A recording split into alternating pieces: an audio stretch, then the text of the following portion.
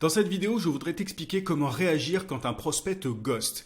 Si tu es coach, consultant, formateur, freelance, tu es sans doute déjà tombé sur un client potentiel avec qui tout se passait très bien. Tu vois, peut-être que tu as échangé sur les réseaux sociaux avec ce prospect, peut-être que tu as échangé par téléphone ou par email. Tout se passait très bien, tu te disais que ça allait aboutir et du jour au lendemain, tu n'as plus eu aucune nouvelle. Le prospect a complètement disparu, il s'est évaporé dans la nature. C'est ça le ghosting, c'est quand un prospect, un client potentiel ne te donne plus de nouvelles du jour au lendemain. Il fait, vraiment il disparaît, d'où le terme. Donc dans cette vidéo, je voudrais t'expliquer déjà quelles sont les raisons du ghosting pour que tu comprennes un petit peu qu'est-ce qui cause ça. Et ensuite, on va voir dans une deuxième partie dans la vidéo comment réagir, quoi faire exactement dans ce genre de cas. Juste avant, je t'invite à mettre un gros pouce sous cette vidéo, abonne-toi aussi à la chaîne si ce n'est pas déjà fait.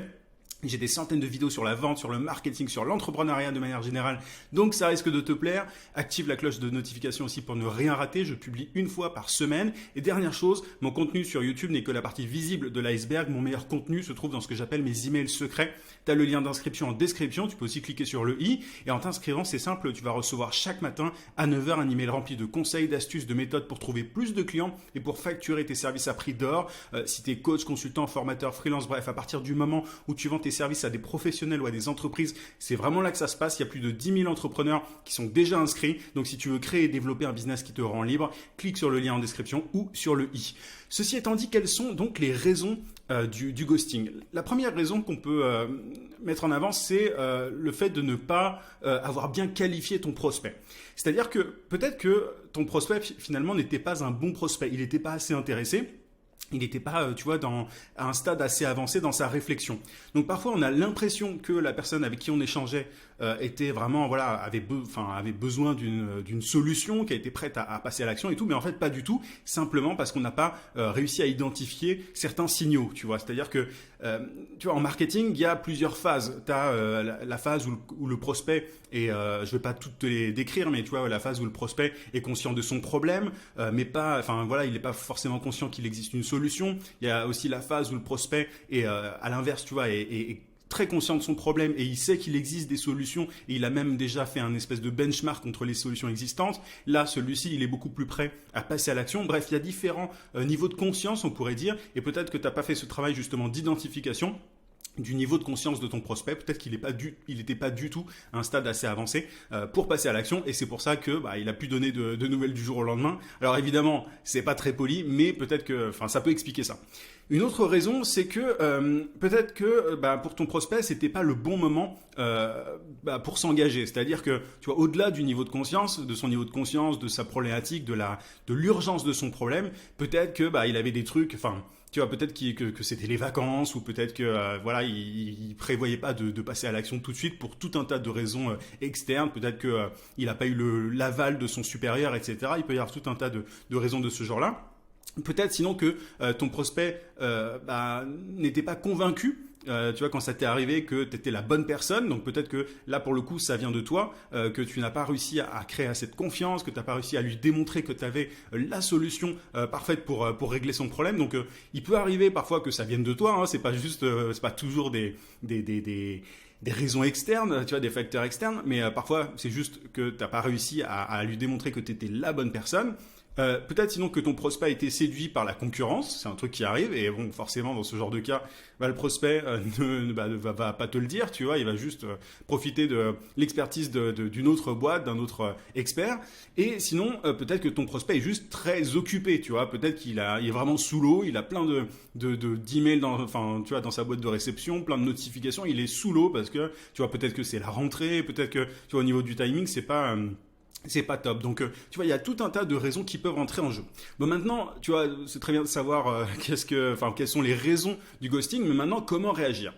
Alors, moi, ce que je t'invite à faire, il y a plusieurs façons de réagir. Tu peux relancer plusieurs fois de façon ultra personnalisée pour démontrer à ton prospect déjà que votre échange est important pour toi et que tu le prends vraiment en considération. Il y a beaucoup de prospects qui ne répondent pas parce qu'ils se disent que tu as prospecté plein d'autres boîtes, plein d'autres prospects que lui. Donc, tu vois, surtout à l'heure de l'automatisation, il y a plein d'entrepreneurs qui envoient des centaines, voire des milliers de messages à tout un tas de prospects. Et du coup, aujourd'hui, les prospects se sentent un petit peu moins, concernés, tu vois, par par les conversations avec certains entrepreneurs parce qu'ils se disent que de toute façon ils sont qu'un numéro, tu vois, ils sont un lead parmi d'autres. Donc le fait de les relancer plusieurs fois, donc déjà ça montre ton investissement, ton intérêt pour ton prospect. Et tu vois, le fait de le faire de façon ultra personnalisée, ça montre que tu le prends vraiment en compte, que tu n'es pas juste en train de balancer des centaines ou des milliers de messages de prospection. Et le simple fait de faire ça, ça peut le faire un peu culpabiliser, entre guillemets, enfin en tout cas lui faire comprendre que voilà, tu t'intéresses vraiment à lui, à son problème, tu veux vraiment l'aider. Et du coup, il peut se dire, ah ok, voilà, je vais quand même lui répondre à un moment, il a l'air d'être vraiment, ou elle a l'air d'être vraiment intéressée, enfin il a peut-être envie de m'aider pour de vrai. Une autre façon de réagir quand un prospect te ghost, c'est de trouver une excuse à ton prospect pour qu'il ne se sente pas gêné de te répondre. Alors, tu vois, par exemple, si un prospect est très occupé, tu vois, il te répond pas pendant plusieurs jours, voire plusieurs semaines, il y a un moment, parce qu'il est vraiment sous l'eau, il y a un moment, en fait, il va pas avoir envie de te répondre parce que, tu vois, par gêne, en fait, il va se dire, ouais, je vais pas répondu 2-3 fois, après 2-3 relances. C'est un peu, voilà, ça se fait pas.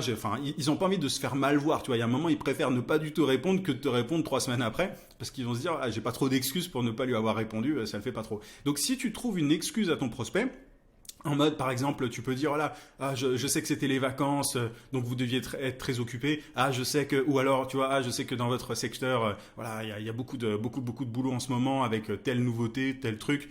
Donc, je comprends tout à fait que vous n'ayez pas pu répondre. Tu vois, en trouvant une excuse comme ça à ton prospect, tu lui donnes une bille, en fait, d'une certaine manière, pour qu'il te réponde. Tu lui donnes la possibilité de te répondre. Tu l'excuses, donc en fait, il est moins gêné à l'idée de te répondre, même si tu as mis des vents pendant un bon moment. Tu peux aussi envoyer un message humoristique. Tu vois, moi j'ai un truc que j'aime bien des fois faire, c'est dire en gros, voilà, vous m'avez pas répondu depuis un moment, il y a plusieurs raisons, soit vous êtes ultra occupé, ou alors vous êtes fait enlever par des aliens. C'est tout bête, ça fait rire certaines personnes, d'autres non, mais le fait de détendre un petit peu l'atmosphère, même avec un mème, si tu veux, tu peux même envoyer un mème par email. Alors faut faire ça bien, faut faire ça de façon assez fine, faut avoir un certain copywriting, mais en tout cas ça le fait, tu vois, avec certains prospects, ça détend un peu l'atmosphère. Et voilà, il y a des gens qui ont envie de répondre quand c'est à l'humour, qui sont plus réceptifs à l'humour qu'à des purs messages de prospection sérieux. Donc tu peux essayer de faire ça dans certains cas. Ça dépend évidemment de ton secteur. Va pas faire ça si je sais pas, si t'es dans le, enfin bon, peu importe, tu vois, ça dépend des secteurs. Mais après, on s'adresse toujours à des humains. Tu vois, quand tu parles avec un prospect, c'est un être humain. Il aime bien rigoler de temps en temps. Donc tu peux essayer quand même dans beaucoup de cas. Sinon, tu peux aussi être honnête avec ton prospect tout simplement et lui demander la raison du ghosting. Tu peux lui dire, ok, voilà, bon, voilà, je vous contacte, vous m'avez pas répondu depuis, je vous ai relancé deux, trois fois sans succès. Est-ce que vous pouvez me dire concrètement pourquoi est-ce que vous me répondez pas? Si vous n'êtes pas intéressé, il y a aucun problème par rapport à ça. Dites-le moi et je me barre, quoi. Enfin, je ne vous relancerai plus. Tu vois, le simple fait d'être honnête, de dire les choses, parfois c'est quand même la façon la plus simple et le prospect va juste te dire ouais on a fait appel à un autre prestataire ou on est passé à autre chose, etc. Comme ça tu perds pas de temps et tu te fais pas d'idée, quoi. Sinon tu peux simplement changer de canal de communication. Par exemple, si tu as échangé sur LinkedIn avec un prospect, tu peux le contacter par email. Alors, il faut pas être un gros relou, tu vois. Faut pas spammer ses prospects, les saouler sur tous les canaux possibles. Mais en tout cas, il y a pas mal de statistiques qui démontrent que quand tu échanges avec un prospect et qu'un canal, tu vois, il ne répond plus sur un canal, tu vois, par exemple sur LinkedIn, voilà, tu peux le contacter par email et il y a des chances qu'il te réponde parce qu'il va voir justement que tu es vraiment impliqué dans l'échange avec lui, etc. Enfin, ça peut paraître bizarre, on peut se dire des fois, mais pourquoi est-ce que ça marcherait? C'est pas très logique, mais ça marche. Donc parfois tu peux aller appeler le prospect, parfois le contacter par email, peut-être sur LinkedIn. Vraiment essayer de changer de canal de communication pour voir s'il est plus réceptif sur un autre canal.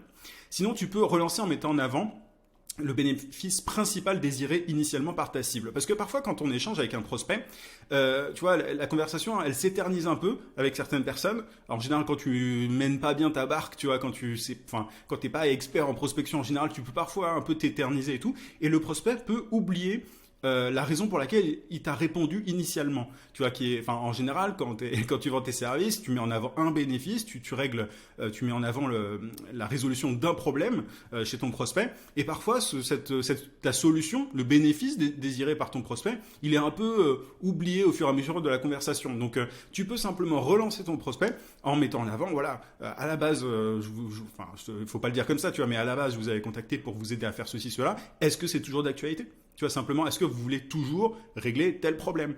Et là, tu vois, ça peut aussi rappeler au prospect pourquoi est-ce que vous échangiez de base, et s'il se rend compte que c'est quand même effectivement un gros problème qu'on a besoin de régler, il peut éventuellement te répondre. Tu peux aussi créer de l'urgence. Alors ça marche pas à chaque fois, mais c'est un truc que tu peux tester dans certains cas. Tu peux créer de l'urgence en annonçant, par exemple, donc on a échangé dernièrement à propos de ceci, cela, juste pour vous prévenir, cette offre dont je vous parlais, je l'arrête à telle date, ou alors je prends seulement un nombre de places limitées. Alors attention, il faut évidemment que ce soit vrai. Va pas contacter un prospect en disant oui, il n'y a plus qu'une place pour mon programme d'accompagnement, par exemple. Tu vois, si t'es coach, va pas faire ça. Tu vois, va pas dire qu'il y a une place alors qu'il y en a beaucoup plus. Donc ne mens pas, ça se sent. De toute façon, les prospects le crament aujourd'hui. Mais tu peux créer de l'urgence de cette manière-là. Donc, soit en mettant une espèce de contrainte temporelle, tu vois, en expliquant que l'offre que tu as faite, tu vas plus la refaire à partir de telle date, donc il reste plus beaucoup de temps pour en profiter.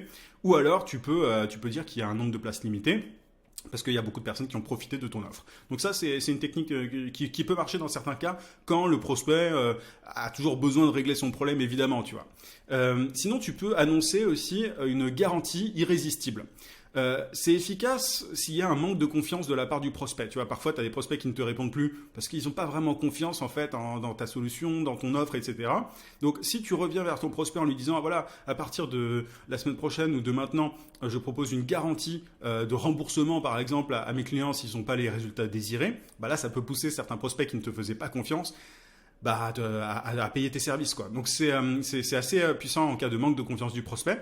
Tu peux aussi proposer d'envoyer un case study d'un gros succès client à ton prospect. Ça marche aussi en cas de manque de confiance de la personne en face. Tu peux dire, voilà, on échangeait à propos de ceci, cela. Est-ce que ça vous intéresserait que je vous envoie un case study? On a eu un gros succès client il y a pas longtemps et je voulais vous montrer ça. Est-ce que ça vous dit que je vous l'envoie? S'il te dit oui, tu lui envoies et du coup, ça peut relancer la conversation avec lui.